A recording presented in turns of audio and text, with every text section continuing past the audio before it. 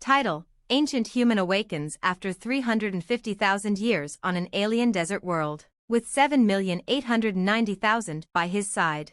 In the heart of an uncharted galaxy, on a desolate desert planet, a long-forgotten tomb lay beneath the sands. The planet, known as Igrath 7, was a world of endless dunes and scorching winds. To the untrained eye, it seemed to be nothing more than an inhospitable wasteland, devoid of life. Yet, deep within its barren depths, a sleeper waited.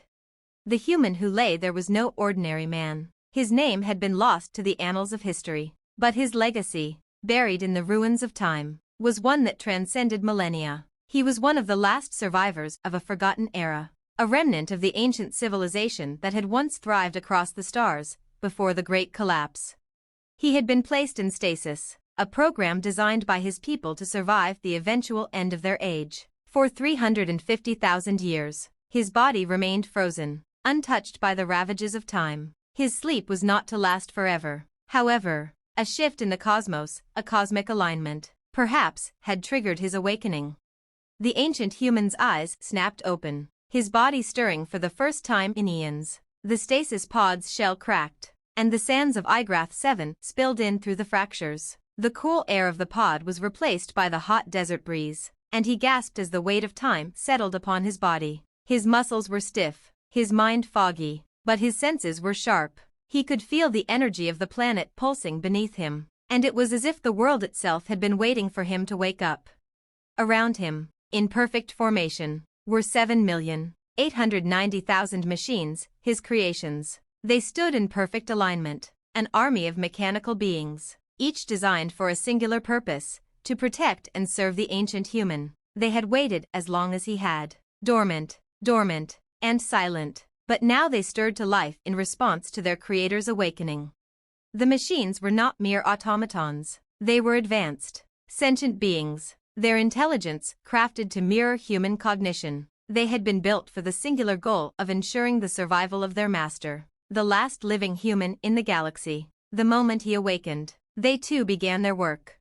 The man stood, his first steps uncertain but growing steadier as his mind acclimated to the present. The world outside his tomb was harsh, unforgiving, yet he knew his purpose had not been abandoned. He reached out, and one of the machines moved forward, its metallic form gleaming under the twin suns of Igrath 7. It extended its hand to him, offering both aid and companionship.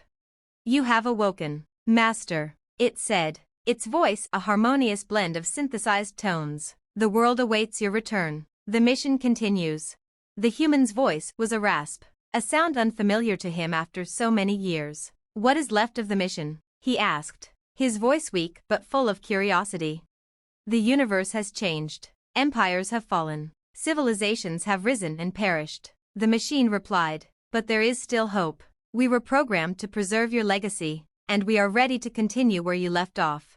The human took a moment to absorb the machine's words. His mind slowly began to clear, the memories of his past life coming back in fragments. His people, the great explorers and conquerors of the stars, had all but vanished. He had been placed here, on this forsaken planet, to sleep until the stars themselves aligned for his return. But now, with his awakening, the time was ripe for the next phase. Around him, the vast army of machines began to move, each taking positions in the desert, scanning the horizon, ensuring that every aspect of their creator's survival would be attended to. Some carried tools to help terraform the planet, others worked to gather resources from the planet's deep reserves, and a few began constructing new structures, ancient technologies long forgotten, all in preparation for the human's next steps. The man took in the scene. 7,890,000, an army of loyal, intelligent beings ready to follow him into whatever future awaited. He had been chosen for something beyond his comprehension, a legacy that stretched beyond the limits of time itself.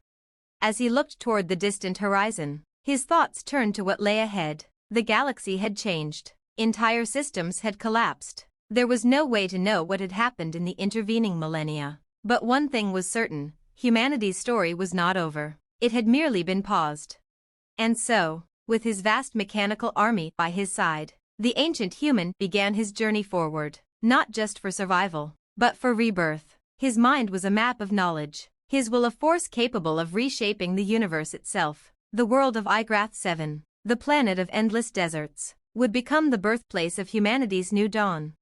The universe would soon know the name of the human who had slept for 350,000 years, and the legacy of his creations would stretch across the stars once more. The ancient human had awakened, and with him, the future. Chapter 2, The Rebirth of Civilization.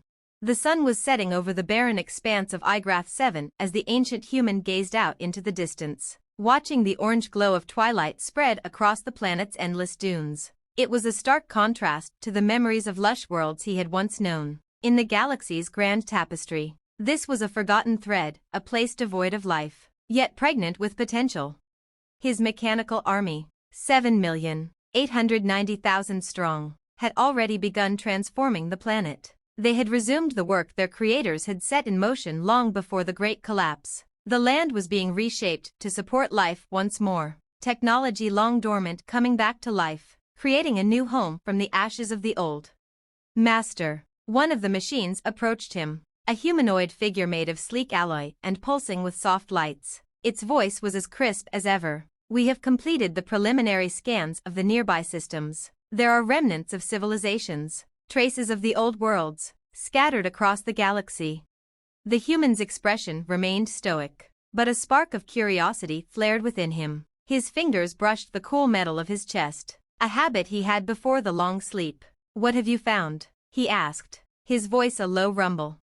"Significant ruin. Some of it is from our time, but much of it is unrecognizable. There is evidence of multiple species, some of whom have advanced beyond our reach, others who have devolved into tribal societies." The machine paused, its sensors blinking as it processed further data. One world, in particular, seems to have survived the collapse. It is a sanctuary of sorts, populated by descendants of your people, though they have long forgotten their origins. The human's heart stirred. The idea that there were others, perhaps survivors of his race, scattered and broken, yet still alive, was a thought both exciting and terrifying. It was a reminder that his people, though scattered across time, had not entirely vanished. He turned his gaze back to the horizon. "Prepare a vessel," he ordered. "I must see this place. If there are survivors, I will find them." With a swift motion, the machine nodded and began transmitting the coordinates to the other machines. A new plan was set into motion. The time had come to venture beyond the borders of Igrath 7 and explore the remnants of the universe. With the army's help, the ancient human would forge ahead, seeking answers to questions that had plagued him for centuries. The next few weeks were a blur of activity. The machines worked tirelessly to prepare for the journey. A ship, long buried beneath the sands, was unearthed and restored. It was an ancient vessel, one that had once been used to traverse the stars, now equipped with the latest technologies and powered by the energy of Igrath 7 itself. When the day of departure arrived, the human stood before the ship, clad in armor forged from the materials of this very world. His armor was a blend of ancient technology and modern craftsmanship, durable, sleek, and capable of withstanding the harshest environments. The vessel was massive, a fusion of engineering marvels from eras long past. The engines hummed with a low, steady pulse, and the surrounding machines lined up in perfect formation, awaiting their orders. "Master, the ship is ready," another machine reported. Its voice was steady, but the faintest trace of excitement rippled through its words. "We have charted the course. The survivors are within reach." Without a word, the ancient human boarded the ship, stepping into the cockpit. His hands, though worn with age, moved with precision as he navigated the controls. A series of holographic maps and star charts lit up before him, guiding him toward the coordinates of the last known remnant of his kind. As the engines roared to life and the ship lifted off from Igrath 7's surface, the vast desert below began to shrink, the endless sands becoming a mere speck against the immensity of space. The human sat back in the captain's chair, his gaze focused on the stars ahead. He had no idea what he would find. What kind of people had emerged from the ashes of the Great Collapse? Would they even recognize him as one of their own? Could they truly rebuild the civilization they had once lost? But these thoughts were not for now. Now was the time to act. The future of humanity, his people, hung in the balance. As the ship surged forward into the dark expanse of the galaxy, The ancient human's mind raced with possibilities. The universe was vast, its mysteries deep, and for the first time in countless years, the human knew this: the story of humanity had not ended. It had merely been paused. The rebirth was underway. Chapter 3: The Lost World. The journey was long. The stars outside the ship streaking past like diamonds scattered across an infinite black sky. Days turned into weeks, but the human did not tire. The ship's automated systems kept him nourished and rested. His mind, however, was in constant motion, reflecting on the world he had left behind and the uncertain future that lay ahead. Finally, after what seemed like an eternity, they arrived. The planet they had been searching for was not far from the coordinates given. As the ship entered the planet's atmosphere, the human's breath caught in his throat. It was a world he recognized, albeit in a much more advanced form than he had imagined. The cityscapes that spread out beneath him were reminiscent of his own people's prime: towering spires of gleaming metal, immense structures powered by technologies he had long forgotten. This was no primitive world. It was a place of progress, but it was also a place of secrets. As the ship descended toward the planet's surface, the human's thoughts raced. Was this the cradle of humanity's survival, or had it simply been another hollow imitation of a lost past? The ship touched down, and the vast doors opened. He stepped onto the surface, his boots sinking slightly into the soft soil. The air filled with the scent of plant life, something he hadn't experienced in centuries. In the distance, figures began to emerge. These were no mere inhabitants. They were his people, or so it seemed. They walked with the grace and poise of a society that had once known greatness. But something was off. They were different, perhaps not in appearance, but in their eyes. There was a blankness to their gaze, a lack of recognition. They had forgotten. And so, as the ancient human stood before the lost children of his race, he knew the greatest challenge had only just begun. The rebirth of humanity would not be as simple as restoration. It would require understanding, unity, and, above all, the rekindling of a lost legacy. The ancient human had awoken not just for himself, but for the salvation of a fractured future. And he would not fail. Chapter 4: The Awakening of a Forgotten Race. The ancient human stood in front of the gathered crowd, his heart heavy with the weight of history. The figures before him, his people, or what remained of them, looked to him with wide, unblinking eyes. They were not as he remembered them. There were no signs of the brilliance that had once defined his civilization. Instead, their faces were drawn, their movements mechanical. They looked like survivors, but not of the kind he had hoped to find. A sudden chill ran down his spine as he realized the full depth of the situation. These were not the leaders, the scientists, or the explorers who had once soared through the stars. No, these were the descendants of a broken world, a people who had lost their way. Their memory of the past was fractured, and with it, their spirit. He stepped forward, his voice carrying across the open expanse. "I am one of you," he began, his words sounding foreign even to his own ears. "I was asleep, waiting for the time when I could return. I come from the stars, from an age long past, but I am here now to help you, to rebuild what was lost." For a moment, there was only silence. The crowd did not react, their faces unreadable. The ancient human swallowed, his heart heavy with uncertainty. Had his words failed to reach them? Did they no longer recognize their own history? It was then that a figure stepped forward, her appearance striking in the starkness of the landscape. She was different from the others. Her posture was more upright, her eyes sharper, though still lacking the spark of recognition. She wore a dark cloak adorned with symbols that the ancient human did not recognize, but something about them felt familiar, almost nostalgic. "I am Lyra," she said, her voice soft but commanding, "and you are mistaken if you believe we have forgotten." The ancient human's heart skipped a beat. The way she spoke, the way she held herself, there was something about her that resonated with him, something that suggested she knew more than she was letting on. "You speak as though you have the answers," he said, his voice tinged with a mixture of awe and frustration. "I can see it in your eyes. You remember something, something more than the rest." Lyra paused, her gaze falling to the ground as if considering something. After a long moment, she looked up at him, her eyes meeting his. "We remember, but not in the way you think." She stepped closer, her hand moving to the symbols on her cloak. "These symbols are not just decoration. They are the remnants of a forgotten knowledge, a knowledge we have guarded for generations. My people, the ones who call this place home, have kept the old ways hidden, for fear that the truth might destroy us. The ancient human frowned, his confusion deepening. What truth?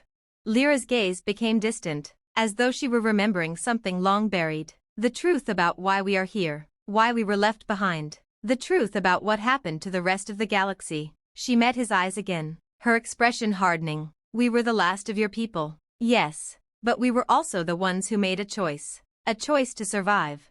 The ancient human's mind raced. A choice to survive? What had happened? He had been asleep for so long, and in that time, so much had changed. It was as if there were pieces missing from a puzzle, pieces that he could not quite place.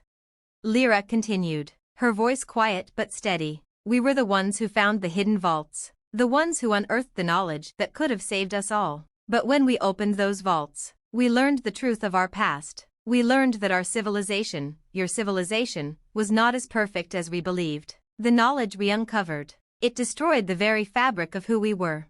The words hung in the air like a heavy weight. The ancient human's thoughts spun in a dizzying spiral. He had always believed that humanity's greatest achievements lay in its knowledge, its exploration of the stars, its drive for innovation. But now, Lyra's words suggested that there was something darker, something that had tainted the very foundation of their civilization. What did you find? He asked, his voice barely above a whisper. Lyra took a deep breath, as if gathering her courage. We found the truth of the Great Collapse, not just a collapse of empires, but a collapse of ideals. We learned that your people, our people, had uncovered a power too great to control. The collapse was not a natural disaster. It was a consequence of our own hubris, a consequence of reaching too far, too fast. The ancient human's chest tightened, the weight of her words sinking in. What power? What could we have discovered that was so dangerous?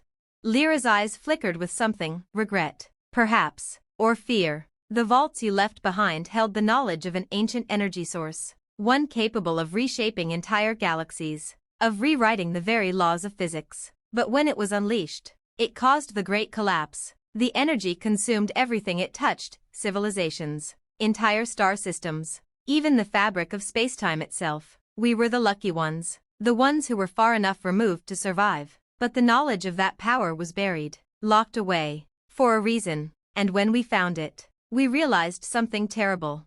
The ancient human stepped forward, his breath ragged with emotion. What did you realize? Lyra's voice was almost a whisper, that the power was never meant to be controlled. It was never meant to be used. And yet, we are the ones who hold the key now. We are the last ones who know how to unlock it. But if we do, we risk repeating the mistakes of the past. The ancient human stood in stunned silence, his mind racing to process the magnitude of what Lyra had revealed. Could it be true? Had his people, in their ambition and thirst for knowledge, truly doomed themselves? For the first time since his awakening, the human realized that survival was not just about rebuilding a lost civilization. It was about understanding the mistakes of the past and ensuring that they were never repeated. Lyra's eyes softened as she watched him. We need your help. You are the last of your kind, the last who remembers what we were before we fell. If we are to rebuild, we must not repeat the mistakes of our ancestors. We must find a way to heal the galaxy, to ensure that the knowledge we carry does not destroy us once again. The ancient human took a deep breath, the weight of his responsibility settling on his shoulders. It was not just about reawakening his people. It was about facing the darkness of their past and ensuring that it never consumed the future again. He looked at Lyra, her face filled with both fear and hope. Then we will face this together, he said, his voice steady. We will rebuild, but this time, we will build wisely.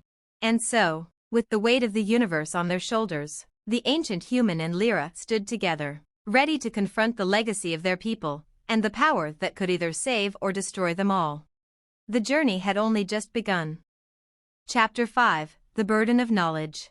The days that followed were filled with a quiet intensity. The ancient human and Lyra spent hours together, poring over the ancient texts and artifacts they had discovered, trying to understand the true extent of the knowledge that had been uncovered. It was a delicate task, for not all of the knowledge was easily deciphered. Many of the texts were damaged, their once perfect script now barely legible, the ink faded and the meaning obscured by time.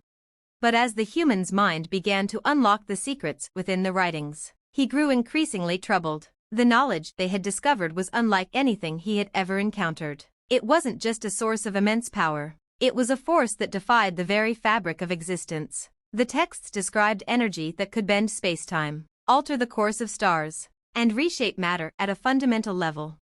The human's heart grew heavy with the realization that the ancient power they had once wielded had been too great, too dangerous, and far beyond the grasp of even their greatest minds. Lyra, the ancient human said, his voice strained as he examined one of the texts. This is what destroyed us. This is what led to the Great Collapse. It's not just a weapon, it's an entire system of thought, a philosophy that teaches us to transcend nature itself. Lyra looked over his shoulder, her face a mixture of sadness and understanding. We've known for generations what happened, but reading it in black and white, it's different. To see the words spelled out like this, it makes it real. It makes the destruction undeniable. The human clenched his fist around the brittle page in his hand. The power they sought wasn't meant for any species, let alone us. It was a gift from the stars, but we took it and twisted it, believing that we could control it, bend it to our will. Lyra stepped forward, her eyes steady. And now we must decide whether to destroy it once again, or to learn from it and find a way to wield it responsibly. The question hung between them like a shadow. The human had always believed that the pursuit of knowledge was humanity's greatest strength. But now, in the face of this ancient power, he wasn't so sure. Could they ever truly control something so dangerous? Would their civilization ever be able to rise again without repeating the same mistakes?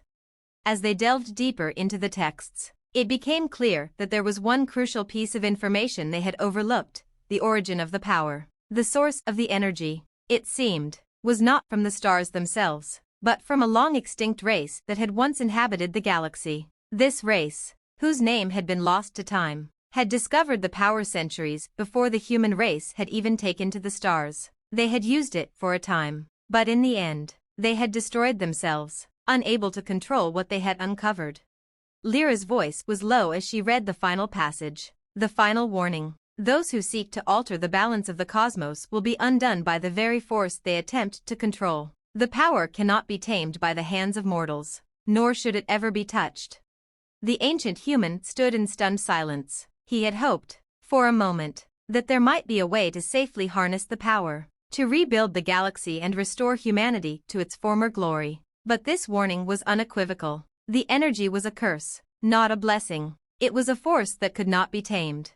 "We've made mistakes before," the ancient human said quietly, his gaze turning to Lyra. "And we are at the crossroads once more. Do we dare touch this power, knowing what it can do to us?" Lyra's eyes locked with his, and for the first time, he saw a flicker of uncertainty in her gaze. "What if we don't have a choice? The galaxy is in ruins. We need this power to rebuild, to save what's left of humanity, if there is anything left to save."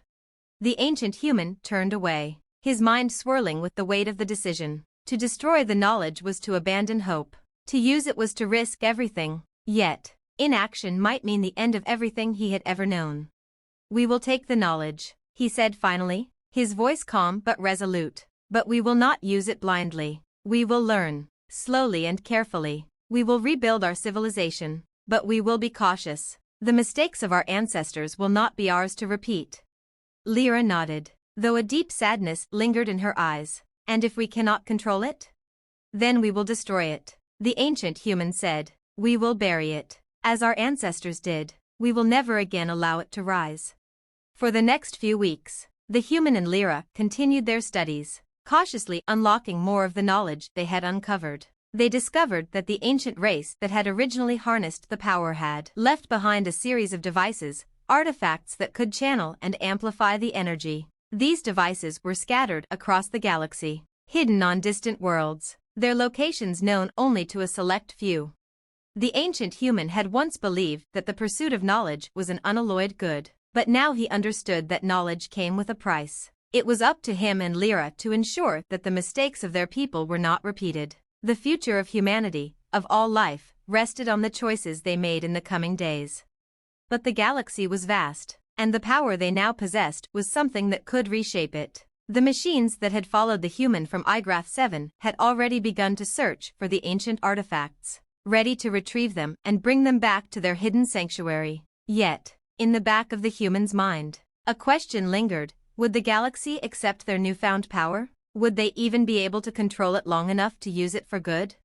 The human knew that they were standing on the precipice of something monumental. The galaxy was waiting, and they were no longer just passive observers. They had a responsibility to all that had been lost, and all that could still be saved. The burden of knowledge was heavy, and with it came the weight of the future. As the ancient human looked out into the vastness of space, he knew that their journey was far from over. The choices they made now would determine the course of all life in the galaxy. The power of the ancient race was in their hands, and with it, the future of humanity. But would they be strong enough to wield it? Or would they, too, fall victim to the same hubris that had once destroyed them? Only time would tell. Chapter 6: The Gathering Storm. As the human and Lyra prepared to embark on their next phase of their journey, a faint yet unmistakable tremor began to ripple through the fabric of space. A shadow was stirring at the edge of the galaxy, and they were not the only ones seeking the ancient power. Chapter 7: The Gathering Darkness. The humans stood in the observation chamber of the ship, watching as the stars outside shifted and twinkled in the distance. The vastness of space, the very thing that had once filled him with wonder, now felt oppressive. He had always believed that humanity's greatest strength was its resilience, the ability to adapt, to learn, to overcome. But now, in the face of the ancient power they were attempting to harness, he questioned everything. Every choice, every action seemed to carry the weight of their entire future. "We are not the only ones searching for the artifacts." Lyra's voice broke through his thoughts, her words heavy with concern. She had been at the control panel, reviewing the latest data from their scouting missions. The ancient human turned to her, his expression grave. "Who else is looking for them?" Lyra's gaze met his, her eyes darkened with the realization of what this could mean. "There are factions, both within our people and beyond, who have learned of the power you and I are seeking, and they will stop at nothing to get it. It's not just the knowledge they want, it's control. Whoever controls the artifacts controls the fate of the galaxy." The human's mind raced. He had always feared the consequences of unlocking the secrets of the ancient power, but the thought of others' ruthless factions with their own ambitions, seeking the same power, sent a chill down his spine. They could not afford to let this knowledge fall into the wrong hands. "We need to act quickly," he said, his voice low and urgent. "We can't let them find the artifacts before we do. The balance of the galaxy depends on it." Lyra nodded, her face set with determination. "We've already located a few of the artifacts, but they are scattered across different star systems, hidden in places few would dare to go. We will need to move fast, but carefully. If we're not careful, we might set off a chain of events we can't control." The human's eyes narrowed. He could feel the storm building, a gathering darkness that threatened everything they were working toward. Time was no longer a luxury. The clock was ticking, and the universe was watching. "We'll use the machines," the human said. "They are powerful enough to protect us. They've already begun scouting the planets, identifying potential threats. But we need to be strategic. We can't be too aggressive, or we'll draw attention." Lyra agreed, but her expression was tinged with doubt. "The machines are powerful, yes, but we are still relying on ancient technology. We don't know the full extent of what we're dealing with. If we push them too hard, we risk destabilizing everything." The human paused, considering her words. She was right. The machines, while impressive, were still limited. They had once been tools of a civilization long gone, and though they were powerful, they were not infallible. The real power lay in the artifacts, in the knowledge that they held. They needed to be cautious, strategic. "Then we'll move with precision," he said at last. "We'll take control of the artifacts one by one, but we'll keep a low profile. We don't want to alert the other factions that were in motion."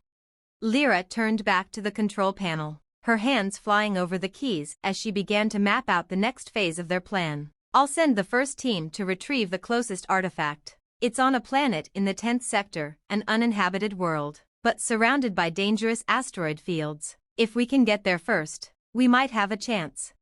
The human watched as Lyra worked, her fingers moving with a practiced precision. Her mind was sharp, and he could see the gears turning in her head as she weighed every possible outcome. He trusted her, but even she couldn't predict the consequences of what they were about to do. The path ahead was fraught with uncertainty, and every decision would shape the future of their people. After a long silence, he spoke again, his voice filled with determination. We won't fail. We can't. This power can save us, if we use it wisely. Lyra paused and looked at him, her expression unreadable. We may be the only ones who can save ourselves, but that also makes us the most dangerous, and if we fail, it will be the end of everything. The human didn't reply at first. He understood the weight of her words all too well. The more they learned, the more they realized just how fragile their position was. They were standing at the precipice of something monumental, a choice that could either rebuild their shattered civilization or destroy it completely. Chapter 8: The First Artifact. The journey to the 10th sector was uneventful, but the tension between the human and Lyra was palpable. As the ship coasted through the asteroid fields, they couldn't shake the feeling that they were being watched. The sense of impending danger loomed over them, a constant reminder that they were not the only ones seeking the power hidden within the artifacts. Are we sure this planet is uninhabited? The human asked, his voice betraying a hint of doubt as he gazed at the data streaming across the ship's displays. Lyra nodded, but her expression remained tense. I've scanned it twice. There's no sign of life, not even microbacteria. But that doesn't mean there aren't other factions on the move. They could be tracking us without us knowing. The human's grip tightened on the armrest of his seat. Then we must be swift. We'll retrieve the artifact, and we'll leave before anyone notices we're here. As the ship neared the planet's surface, the holographic map flickered, and a warning flashed across the screen: unidentified object detected in orbit. Lyra's fingers flew over the controls, her eyes narrowing. Someone else is already here. The human's heart skipped a beat. Who? Before Lyra could respond, the ship shook violently. A series of warning lights blinked on the control panel, and the ship's automated systems began to alert them to incoming fire. From the corner of the viewport, a sleek, black ship emerged from behind a nearby asteroid, its weapons primed and ready. It's a military vessel, Lyra said, her voice cold. They've been waiting for us. The human's mind raced. The ship's attackers were well equipped, likely part of one of the factions that had learned of the artifacts. He could see it in the way they maneuvered, their precision, their deadly intent. Whoever these people were, they were not here to talk. Evasive maneuvers, the human barked, his voice commanding. We cannot let them take us. Lyra's hands moved quickly, but the ship's sensors were already detecting incoming fire. The battle had begun. The human's heart raced as the distant memory of countless space battles flickered in his mind. He had been a warrior in his past life, a leader of fleets, but this was different. They were outnumbered, and their only advantage was the speed and maneuverability of their vessel. Activate the defense systems, the human ordered, his eyes glued to the oncoming enemy ship. Prepare for a fight. As the first volley of energy blasts hit the ship's shields, the human felt the weight of what lay ahead. This was not just about retrieving the artifacts. This was about survival. The factions knew what they were after, and they would stop at nothing to get it. The battle was just beginning. Chapter 9: The Battle for the Artifact. The ship rocked violently as the enemy's weapons struck the shields, sending shockwaves through the hull. The hum of the ship's engines was replaced by the harsh, electric crackle of the impact, and the lights in the cockpit flickered briefly before stabilizing. We're not going to last long if we keep taking hits like that, Lyra said, her hands flying over the controls, her face tight with focus. She worked quickly, activating the ship's anti-detection cloaking system to mask their position from the enemy. The human gripped the armrest tightly, his gaze fixed on the dark silhouette of the enemy vessel. It was sleek and menacing, its black hull absorbing the light like a predator lurking in the depths of space. The enemy ship had the advantage in firepower, but the human knew their ship was far faster, more agile. They had a chance, but only if they could outmaneuver their attackers. Stay on course to the surface, the human ordered. We need to reach the artifact. It's our only chance. Lyra nodded, her eyes never leaving the controls, activating evasive maneuvers. Hang on. With a sudden jolt, the ship veered sharply to the left, narrowly avoiding a barrage of energy blasts. The enemy ship followed in pursuit, its weapons firing relentlessly. The human's mind raced. They were skilled pilots, But they were up against a much more powerful vessel, and every second that passed made their position more vulnerable. "Activate the ship's afterburners," the human barked. "We need to make it to the surface before they hit us again." Lyra's fingers danced across the console, and the ship's engines roared to life with a surge of power. The ship lurched forward, narrowly escaping another barrage of shots as they blasted toward the planet's surface. "Warning, atmospheric entry in T-5 minutes, the ship's AI warned. "Enemy vessel still pursuing. We won't make it if they keep firing," the human muttered under his breath, feeling the weight of their mission bearing down on him. "We need to shake them off, now." Lyra's hands flew over the controls, her brow furrowed in concentration. She wasn't just piloting a ship, she was controlling their destiny. They needed to outwit their pursuers, outmaneuver them in a way that would keep them alive long enough to reach the artifact.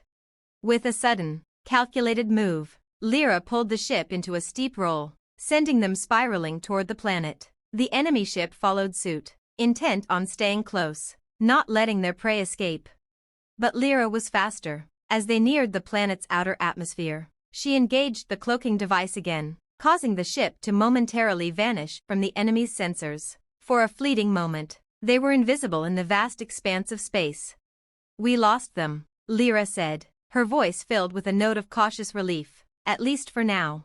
The human exhaled, but there was no time to relax. They were close, too close to the artifact to be caught up in another fight. "We'll need to land quickly and secure the artifact before they can recover."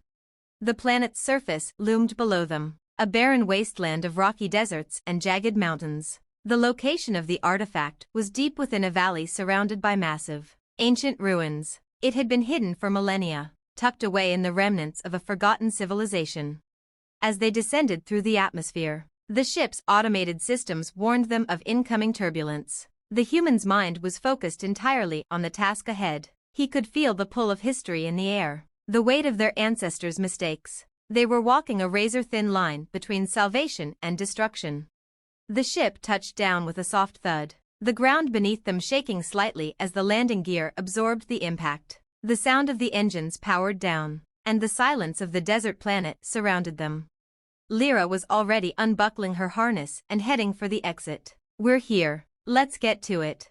The human nodded, grabbing his gear and following her out of the ship. The air on the planet was dry and thin, carrying with it the scent of ancient dust and the promise of untold secrets. As they stepped onto the surface, the vast emptiness of the desert stretched out before them. The ruins they had come for were just ahead, partially buried by centuries of sand. Their once great structures now nothing more than crumbling stone. The human's heart quickened. Somewhere beneath the surface of this desolate world, the artifact awaited, and with it, the knowledge that could either save them or bring about their end. They began walking toward the ruins, their footsteps leaving trails in the sand. The planet was silent, save for the sound of their boots crunching against the dry ground. As they neared the entrance to the ancient structure, a sudden feeling of unease settled over the human. Something didn't feel right. "Lyra," the human said, his voice low and tense. "Keep your guard up. We're not alone." Lyra's eyes sharpened. "I've been picking up some strange signals on my scanner," she said, glancing around cautiously. "I don't like this." Suddenly, the ground beneath their feet rumbled. A deep, resonating growl echoed from somewhere deep within the ruins. The human's instincts kicked in, and he immediately reached for the weapon at his side. Something was stirring beneath the planet's surface, something ancient and dangerous. Without warning, the ground in front of them split open. A massive stone door, once hidden beneath layers of dust, began to creak and groan, slowly revealing a darkened chamber beneath. "This is it," the human said, stepping toward the opening. "The artifact is down there, but be ready for anything."